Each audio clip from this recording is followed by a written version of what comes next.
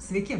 Tai šiandien pakalbėsim apie antakių meistro arba brovisto priemonių krepšelį, tai yra pradedančiojo meistro priemonių krepšelį, ko iš tikrųjų reikia, kur galima sutaupyti, kurios priemonės jums tikrai reikalingos, kurias galima kuom pakeisti ir, apskritai, papasakosiu jums, kokių priemonių jums reikia.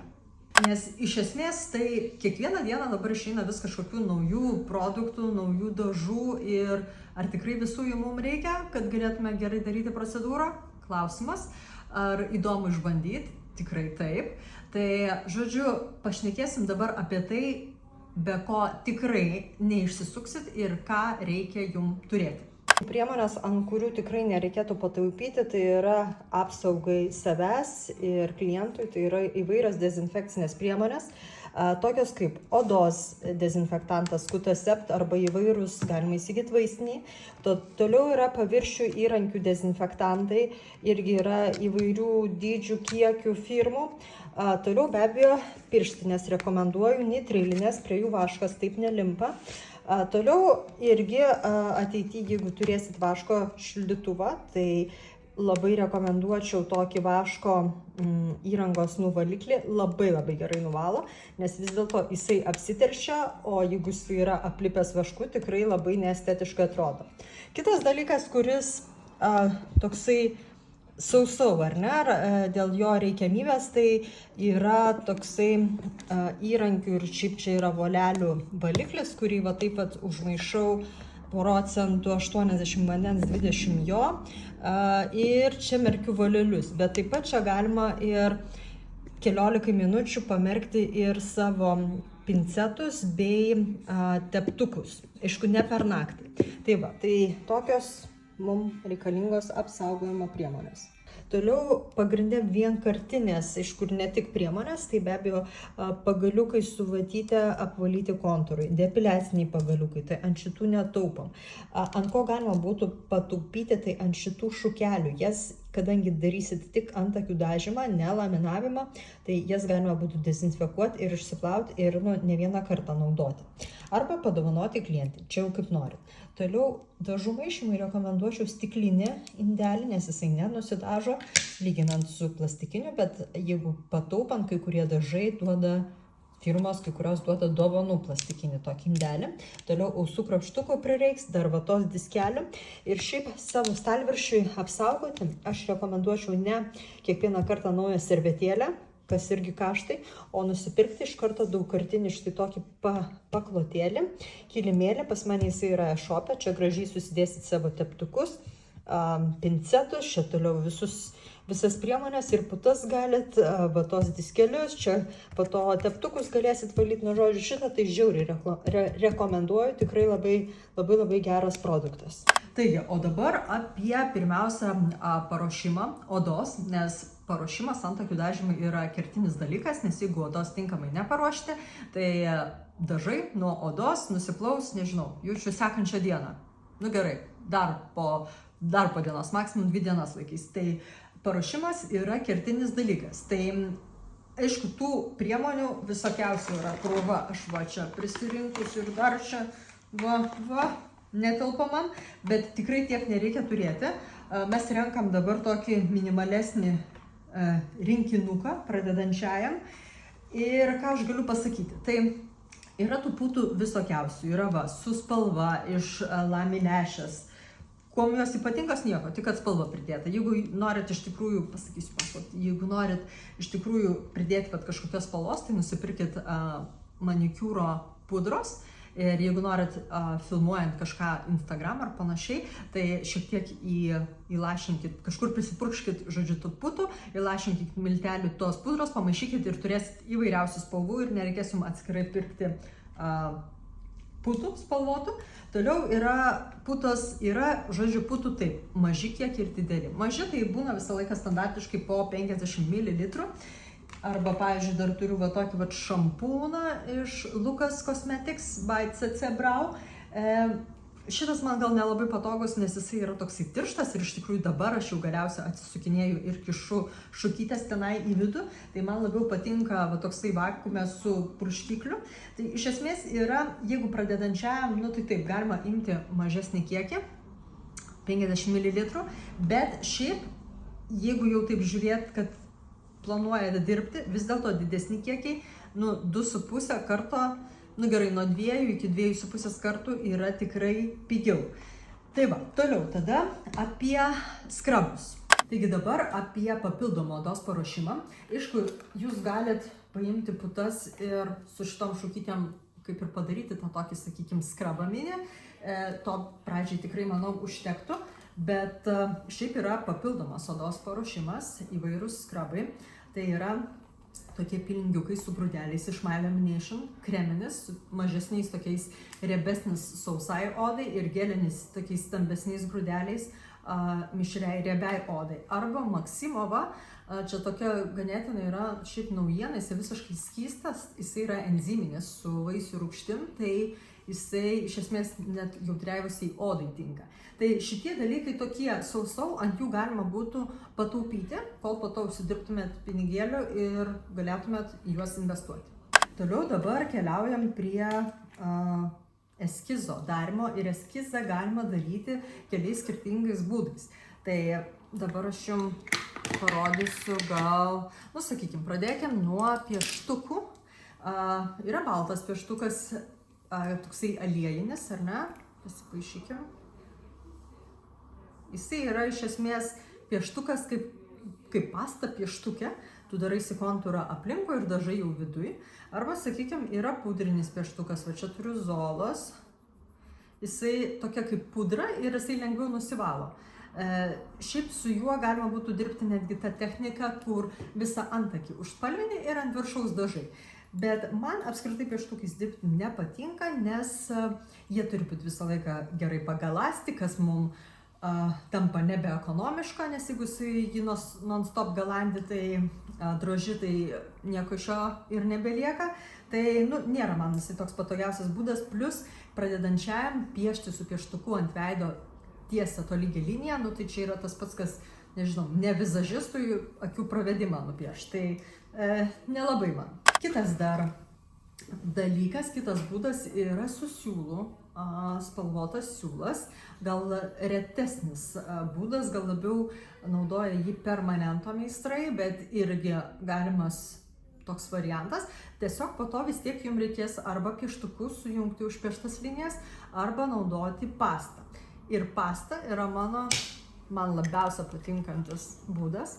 Tai nuo šiol aš savo mokiniam, klientėm turiu pasiūlyti ne tik baltą standartinę pastą, bet ir labai gražias rožines, kas tikrai labai pagyvina ir darbą, ir prie klienčių yra labai, jom gražu ir faina, ir jūsų Instagramui, žodžiu, faini dalykai, ir pasta pagal mane yra ekonomiškiausias būdas daryti eskizą, nes jos užtenka dievulėlių labai ilgam. Tai va, toliau teptukai. Bet teptukais tai aš nematau labai didelio reikalo apsikrauti. Aš turiu savo mėgstamus kirstus ultra plonus teptukus. Šitas yra išvis visą laiką mano 100% naudojamas. Mylimiausias Pasaka. Visi sintetiniai be abejo. Toliau jo broliukas tik tai platesnis. Štai toks. Tai šitą visą laiką visiems antakiam naudoju, šitą mėgstu su šituo, jeigu ateina platesniais antakiais, žymiai greičiau pasidengia jis, o šį naudoju eskizavimui. Tai iš esmės viskas, ko man reikia, tik tai turėti jų dublius ir kažkokių kitokių papildomų teptukų. Aš ten neišradinėjau dviračio ir man asmeniškai jų tikrai nereikia. Dar reikėtų kokio nors teptuko, jeigu klientai norėsit pamaskuoti odą, tai čia irgi gali būti iš jūsų, nežinau, gal namuose kokio turimo, ar kažkur tikrai didelių investicijų jį nereikėtų, paprastas purus teptukėlis. Taip. Dar koks dalykėlis, čia toks niuansas, jeigu jūs dirbsite su hena dažais, jokių būdų su geru jūsų mylimu teptuku, su kuriuo jau dažote, negalima maišyti henos dažų, nes hena iš karto sugadina teptuką. Tai arba turite štai tokį mikseriuką, arba, to jau parodysiu, įmate patį pigiausią ir paprasčiausią, nes kaip galite pamatyti, hena visiškai, nefokusuojam, visiškai iššiaus čia gerą teptuką. Tai henos arba mikseris, arba prastas teptukas, henos maišymui. Tai o dabar įdomiausia dalis apie dažus. Dažų iš tikrųjų reikėtų turėti dviejų rūšių. Tai vieni tie, kurie labiau tonuoja plauką ir nelabai dažo odą, švelniai ją nudažo, o kiti jau tokie ryškus, grafiškai dažantis tom klientėm, kurios ateina dėl max ryškaus rezultato. Ir tų dažų aš turiu, nežinau, tiek esu iš tikrųjų išbandžius, kad net baisu, kiek čia pas mane išleista pinigų, bet, ką darysi, pasibandyti norisi, atrinkti savo mylimiausius irgi norisi. Tai aš jums galiu pasakyti taip, kad tokie švelnesni dažai, tai būtų My Lamination, kurie labiau tonuoja plauką, yra 5 spalvos. Taip, va. Taip, surinkau, juodos nerodau, nes jinai labiau blakstienoms.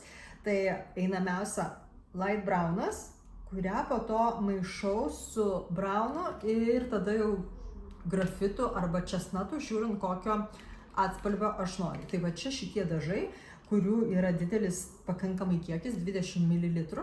Ir jie tokiom klientėm, kurios mėgsta šiek tiek natūralesnį efektą, tai labai rekomenduoju.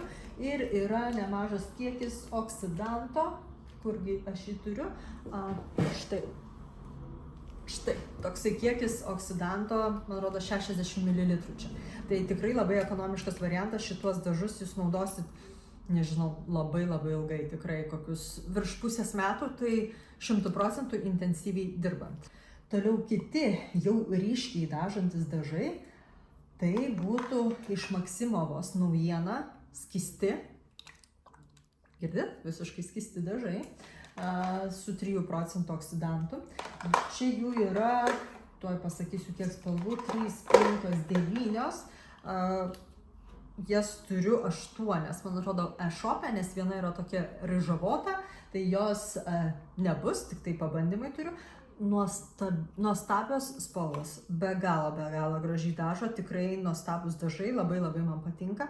Galima išgauti ir tokį švelnesnį efektą, bet iš principo jie yra tokie ryškiau dažantis. Ir tom klientėm, pas kurias trūksta plaukelių, labai rekomenduoju šituos dažus. Ir kas taip pat mėgsta ryškiai, tai rekomenduočiau išbandyti heną, irgi Maksimovos hena dažus. Tikrai kas mėgsta ryškesnį, grafišką efektą. Aišku, sumaiščius šviesesnės spalvas galima išgauti ir tokį natūralesnį. Tai irgi fainas dalykas hena, kur reguliuojant ir dedant boosterio, priemonės papildomas, galima išgauti analogiškai stipresnį efektą. Arba su vandeniu maišai, arba su boosteriu. Tai iš tikrųjų dažų jau dabar atrodo pakankamai daug, bet jeigu taip pataupyti, tikrai nereikia pirkti visos paletės. Tai pavyzdžiui, pilnai užtektų, paimkime light browno ir browno iš My Lamination. Ir iš tikrųjų jas maišant jų koncentracijas, kam be to domins, aš esu padariusi My Lamination dažų formulių tokią, paletę, parinkimą tiek blondinėm, šiltom, brunetėm ir panašiai, formulių tokį, lentelė, visumai. Kas norėsit, pakomentuokit, galėsit atsiųsti. Tai va čia būtų toks turbūt ekonomiškiausias variantas.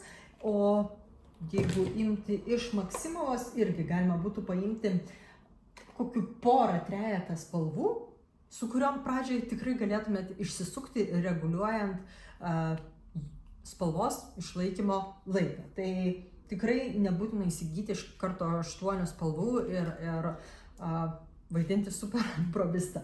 O jeigu visiškai nėra pinigėlių, ką aš tada rekomenduočiau, turbūt pats pigiausias variantas būtų, jeigu aš dar surasiu, color dažai, net nežinau, ar dar turiu, kažkur gal galima būtų pasiknisti.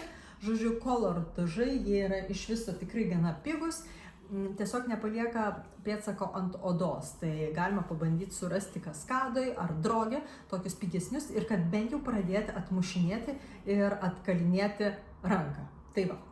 Toliau fiksavimo priemonės, nes kai jau nudažote, ar ne, plaukelius visą laiką klientai pafiksuoju. Tai turiu du variantus, čia tik skiriasi kvapai. Tai Maximovas Brow Fix and Go maitinantis ir fiksuojantis geliukas, kuris pradžiai išsispaudžia toks kaip skystas geliukas, o po to jisai sustingsta ir plaukas tampa panašus į tokį, kaip aš vadinu, su purkštalaku. Jisai neprikliuotas, bet stovi savo vietoj. Arba kitas variantas, čia iš vis labai ekonomiškas, 35 gramai. Va, čia, žodžiu, yra tokia skylė, ten kiši šepetuką. Parodysiu. Kišat šepetuką, sukat ir labai gražiai šepetukas pasidengia tolygiai šituo vašku. Tai su juo galite sukurti netgi laminuotų antakių efektą ir šitas efektas išsilaiko visą dieną, garantuoju. Tai šitas variantas turbūt būtų ekonomiškiausias. O dabar pereikim tada prie šiek tiek įrankių ir apskritai depiliacijos korekcijos vašku. Tai aš manau, kad antakių procedūra, iš esmės neišsisuksi be vaško, nes kitaip labai sugaiši daug laiko ir kankinsi klientą ir kankinsi save. Ir nebus taip švariai kaip su vašku. Tai rekomenduoju ir pati dirbu su Maximovas antakių vašku. Šito kiekio jums užteks be galo ilgam laikotarpiu ir jis labai skaniai kvepia.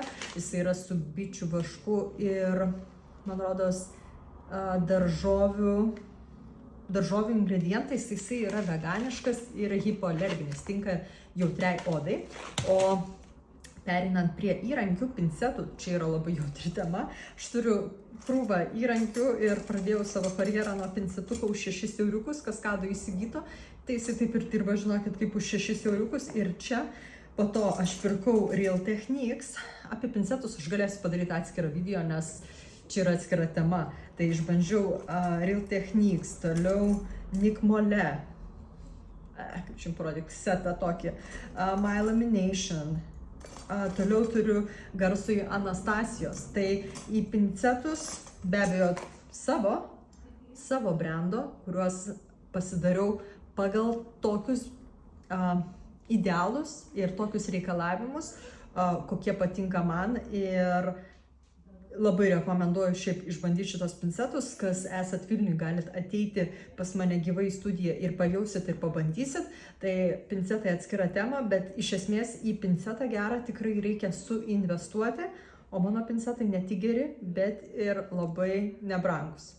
Na ir paskutinis žingsnelis, kuris būtų kaip ir malonus ir reikalingas klientui, gerai, 2 žingsneliai, tai yra, kadangi klientė, jeigu ateina su makiažu, tai nebūtų gražu ją paleisti, ar ne, bet kaip mane apvalius ir kaip, nežinau, su kauke, tai rekomenduočiau turėti kad ir kokį pradžiai pigesnį, bet kažkokį maskuojantį produktą.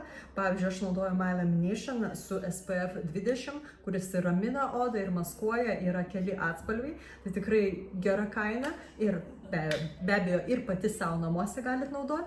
Ir kitas patarimas, jau kaip pagerinti savo procedūrą, tai rekomenduočiau kokias nors paakių kaukytės, kas klientėm yra tikrai nuostaba kelia ir tokį susižavėjimą, kiek tikrai daug jūs visko tepat ir dėl jos stengiatės. Bet aišku, pradžiai nebūtina. Tai ką aš noriu pasakyti, kiek mes aptariam visą krūvą, čia matytumėt, kiek aš apsidėliojus visokiausių priemonių, tai iš esmės tikrai Brovisto startinis paketas rinkiniui yra tikrai nedidelis, yra maždaug apie 120 eurų, sakykim, ir jį galima koreguoti. Tai vienintelis patarimas: pradėkit dirbti jau šiandien. Jau, nežinau, rytoj susipirkit prekes. Pradžiai turėkit kad ir mažesnį tą rinkinį, netokių gal kietų prekių, bet svarbiausias yra patarimas: neatidėliokit. Ir atkalinėkit ranką, praktikuokitės kiekvieną dieną. Ir jeigu jums jau šiandien pasiseks geriau negu vakar, žinokit, kad jūs paaugot. Ir tai yra svarbiausias dalykas. Po biškį susipirksit aukštesnės klasės priemonių, turėsit didesnį pasirinkimą. Nu, viskas yra po truputį. Bet svarbiausias dalykas yra pradėti ir neatidėlioti. Tai tikiuosi, kad jums patiko šitas video. Jeigu turit kokių klausimų, reikia patarimų dėl prekių, dėl kursų, dėl, nežinau, šiaip kokių gyvenimiškų patarimų, tai, žodžiu, rašykit, o šiaip uždėkit laiką, pradėkit sekti, žodžiu, nu, žinot, ką reikia daryti. Tai va, iki.